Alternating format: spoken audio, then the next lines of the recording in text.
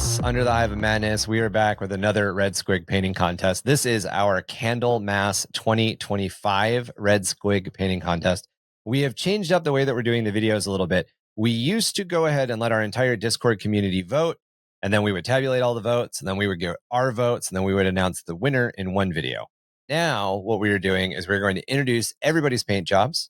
We are going to let you guys here on YouTube know how to join our Discord so you can go over and vote for your favorite and get involved in the next one that's coming up. The next one that's coming up, we will make an announcement of the rules on February 15th. So if you're down 4 and you are into painting contests, specifically miniatures painting contests, it doesn't have to be 40K specific, but we're a 40K lore channel. So if you want a 40K, would love to see the 40K, but we also want to see your Trench Crusade. We want to see your Creature Caster. We want to see any other game you play.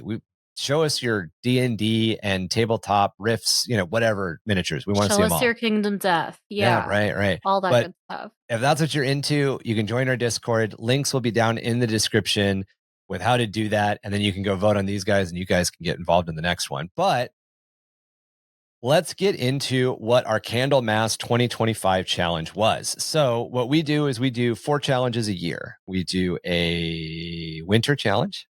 We do a spring challenge, we do a summer challenge, and we do a fall challenge. The whole reason that we split it up that way is we really, really wanted to do a Halloween challenge. That was the aim. Yes. So every single one of those, obviously, there is a holiday in the Western world generally that matches with each of those. There's Christmas or New Year or Easter or whatever. Just pick one of those holidays. We've replaced them all with 40K themed stuff.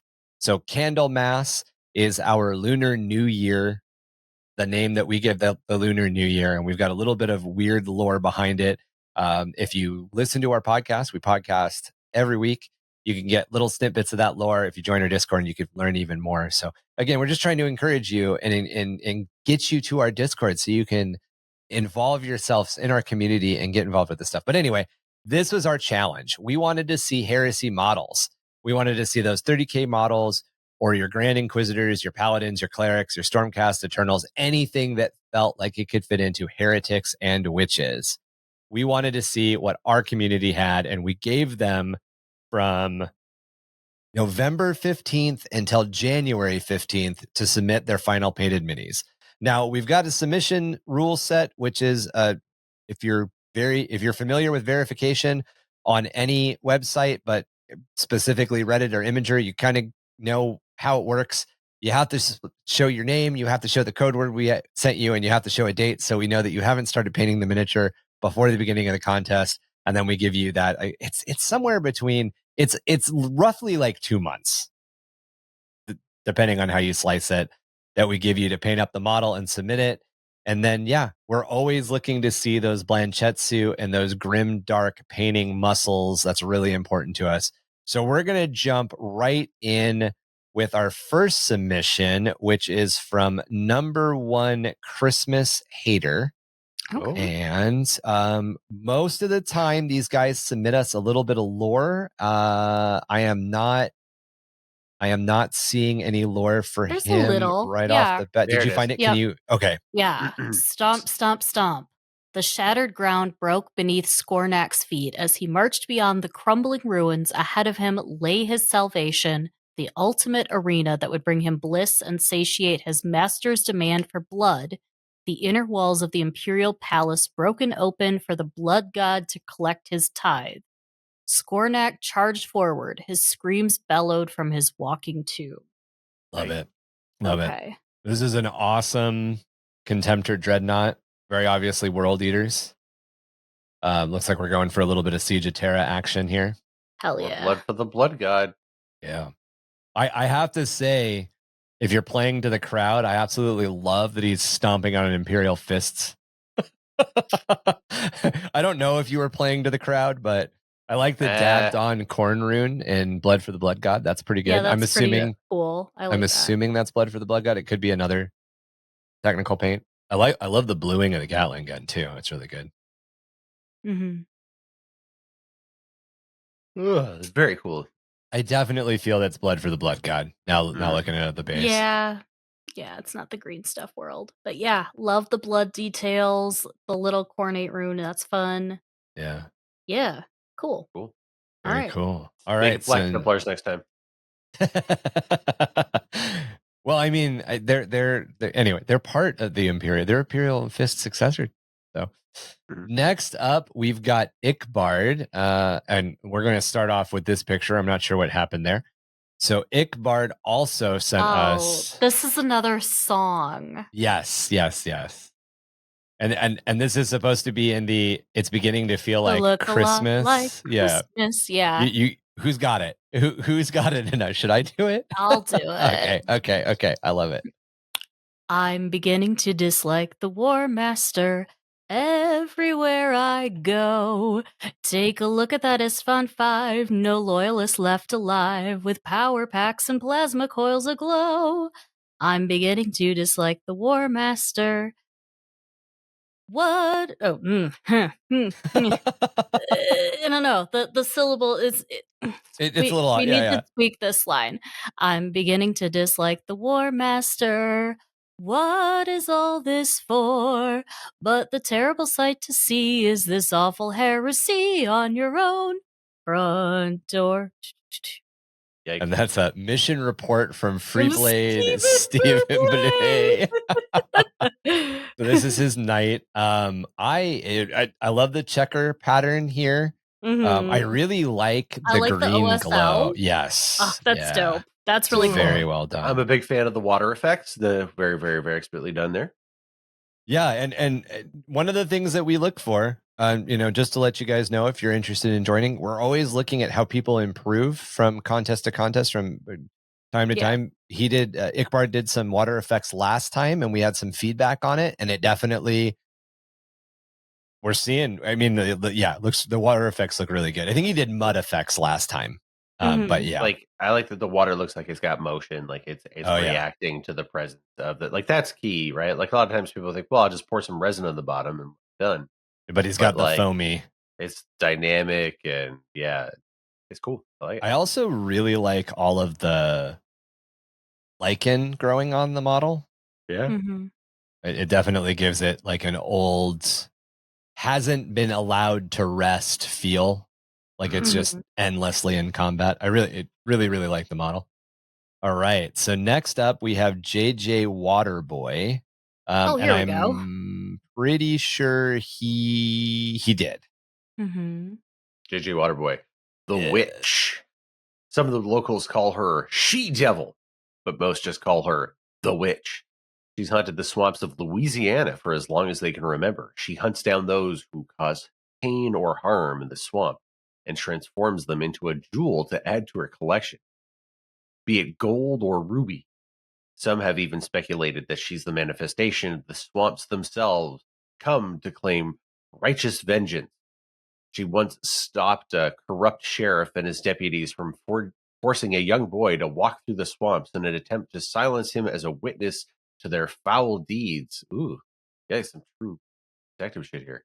Oh yeah. She rose up from the depths and claimed their souls for herself, allowing the young boy to go free and protecting him on his way home. It's been 30 years since then, and I'll never stop. I'll never forget the look on her face or the last screams of horror from those cops. Others call her the witch, but I call her my guardian angel. Oh, so it was the boy writing it. I like it. And that boy was me. That boy was me. Yeah. I love it. I really like this model. Or bust, I should say. I like the paint job that he did. The bust. Vaporella. Yes. I like that he didn't do classic. Like he did not stick to like pinks and peaches for the color. He went Yep. with the like old purple. With the, I I think it like contrasts really well. with the mauve like counter shading there. Yeah. Yeah, like believe it or not, brown is a good color to shade purple with. Yeah, absolutely. Very cool model. Yeah, it's like same thing with like the cloth is very neat too. Yes, with that, it almost looks like shaded. it almost looks like I don't know what paint set he used, but if I were to make a guess, I would say that looks a little bit like Monument Hobbies gray brown, which is a color I love shading with now. Good color. I really like a lot of Monument Me too. Pro Acryl colors. I have the full range. Well, they've since released more stuff. But Yes, yeah, or all the time they release more stuff. All right, next up we Nico. have Neko Omegon. Ah, yes. Let's Here we go. If it means I'm able to atone for my past, I am willing to do anything. What should have been one of the house's greatest heroes was tragically put under the spell of scrap code, and for a decade she laid waste to all even once her. Oh my god. And for a decade she laid waste to all, even her once closest allies. Should have been a comma there. As if she was behind glass forced to watch her bloodshed. Only recently she was able to shatter the glass that kept her prisoner. She now strides to rewrite her story with her prince that helped wake her. I really like it. And just like last time, he did a bunch of freehand again. I might ask him to send us a couple of close-ups on just the panels. Mm-hmm. That's But dope. yeah, he does he does this anime style Mm-hmm. freehand stuff really well. Mhm. And one of the big feedbacks that we gave him last time was like, man, your freehand is amazing, but thin those paints a little bit more. And like honestly, it very much looks like We he came replied leaps and that. bounds. Yeah. Absolutely, yeah. Yeah. I also really like that the knight here, the she is squeezing this imperial or not imperial fist, Emperor's Children. emperor's children so hard Yeah. that his head popped off. I love that. That's my favorite. It's really I love empowering. I just like I like how clean this is. Like Mhm. very clean model. because that's the fun thing about knights is you can go like real grim dark, or you can go like really tidy and tight looking. Because I mean they're knights, and we know that in Neko's like lore that they're writing. There's a lot of this is a very sort of like aristocratic kind of knight. Some like old World. school Yeah. traditional night world, night houses kind of thing. Yeah, Yeah. like there's some royalty and stuff involved, and yeah, I think it's very very cool that like these are like obviously they would polish and keep these like clean and sharp looking. I mentioned to them that's a point of pride. So very Mhm. I also have to wonder, this would be a question to you, Neko. Are the figures that are painted on the model representative of figures in the lineage's history, or or the actual pilots of these knights? Because I definitely I think it's not Record of Lotus War, Escaflowne. Escaflowne had kind of that Escaflowne. yeah. It's my Yeah, I favorite watched Tiki guy. anime. Oh, As long as okay. the anime was produced like 35 years ago, I've watched it. I'm up with the skibbity. No, I'm not. I'm nowhere near. All right. So next up, Okay. we have Semi-Serious Nerd.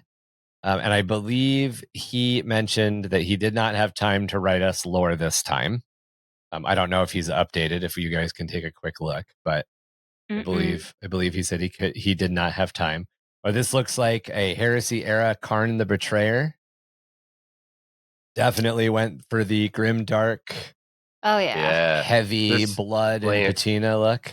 This is very Blanchett too. Oh yeah. Yeah, it's very like reds and browns in canvas. Very I like desaturated. how he posed this guy got his hand cut off, and you can like the gun is he very cleverly posed it so that the gun looks like it just ripped off the hand, but it's not connected anymore. Yeah, yeah, yeah. It's dynamic. It feels like it's got movement. That's one of the things that I think it's too. I feel like it's too tempting to be like, I'm gonna just give my guy a cool hero pose.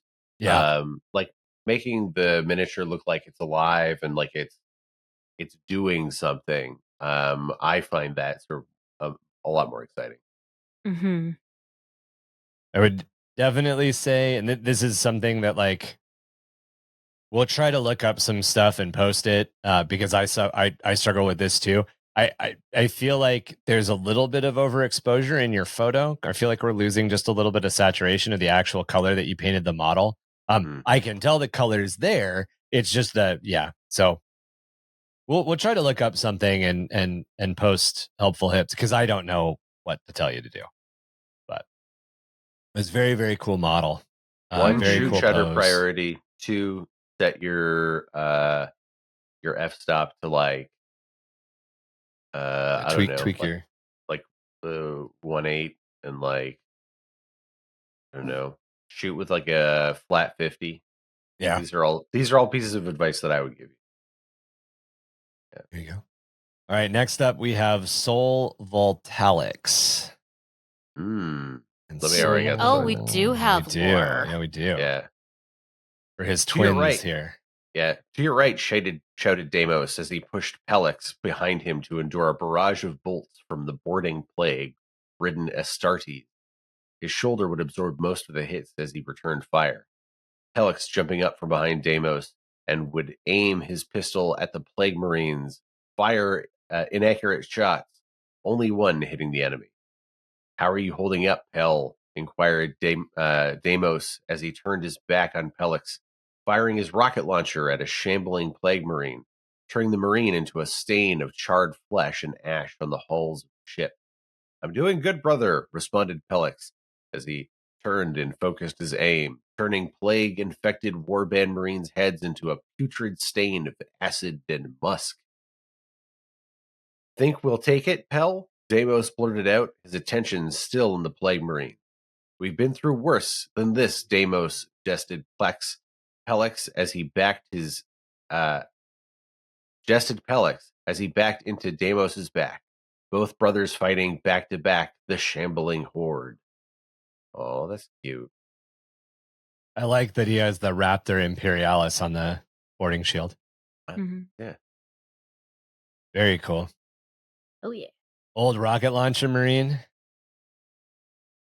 Yep.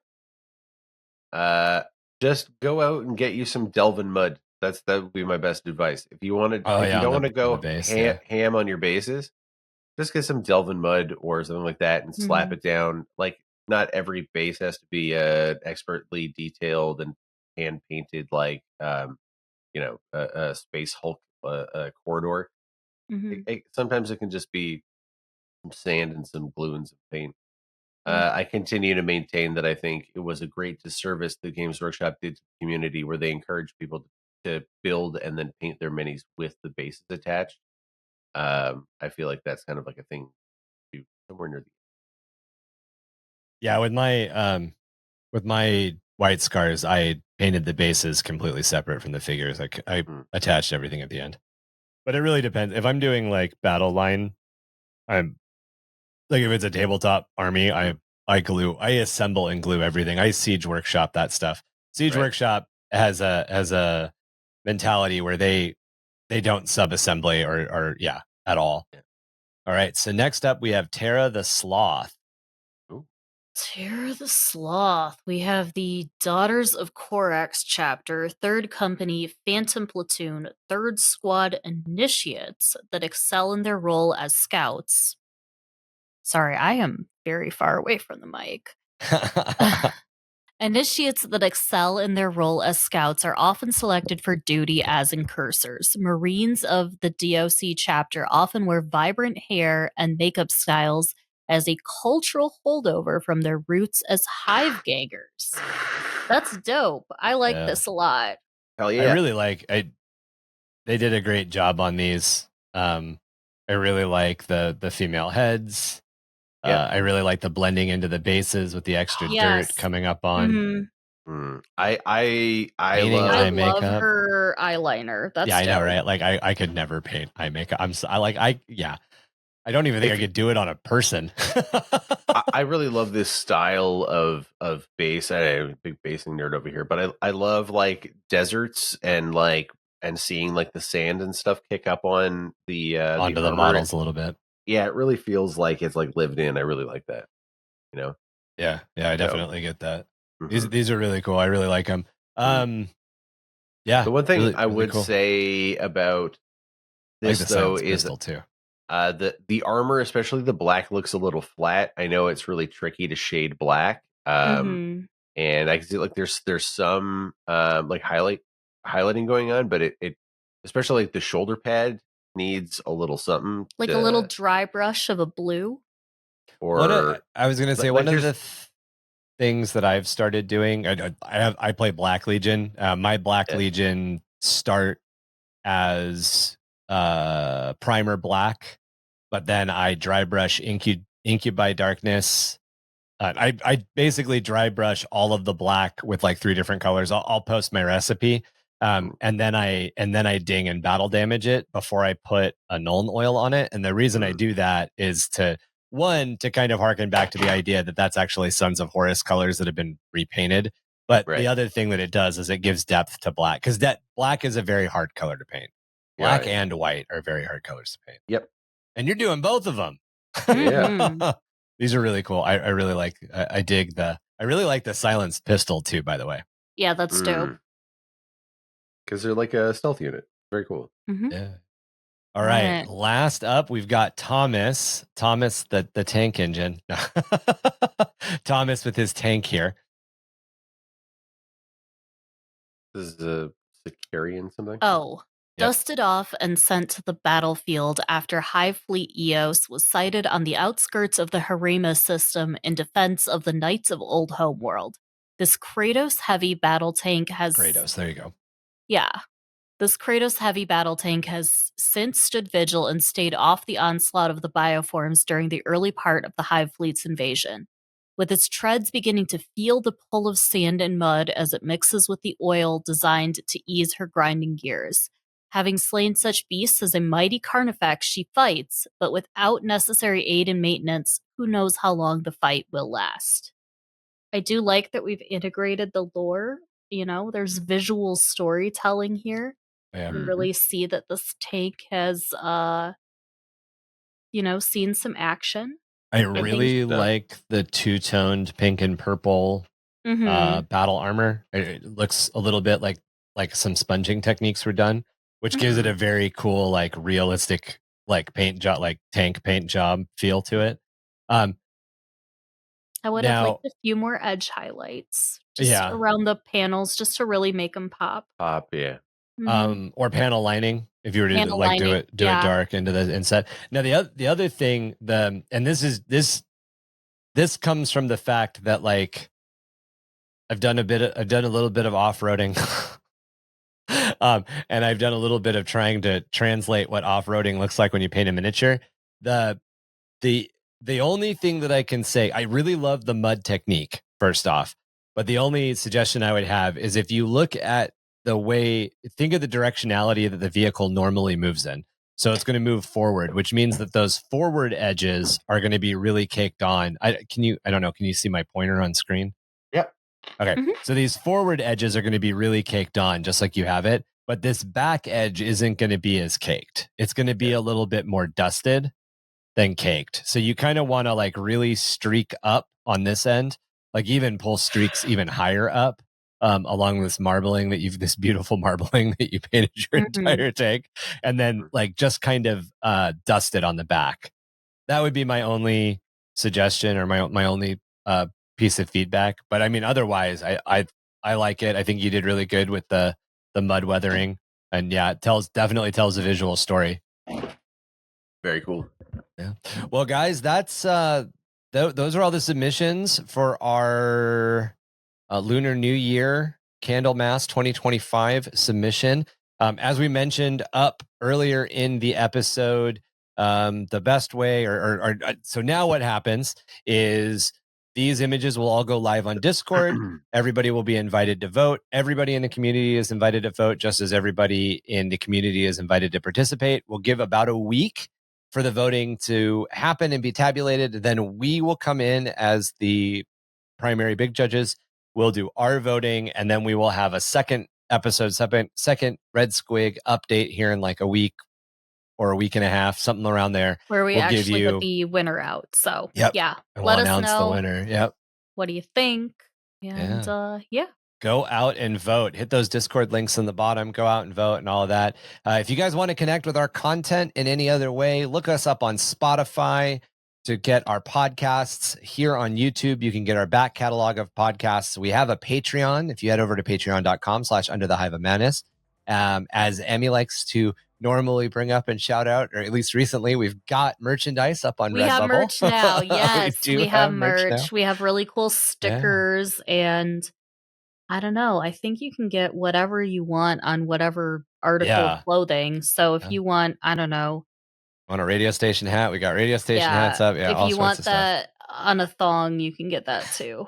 I think I specifically didn't list it on underwear, but now I'm going to go back and change You that. should. Yeah. But thank you very much, guys. We will be back soon. Enjoy, and please check out our Discord, join our Discord, get involved in our painting contests.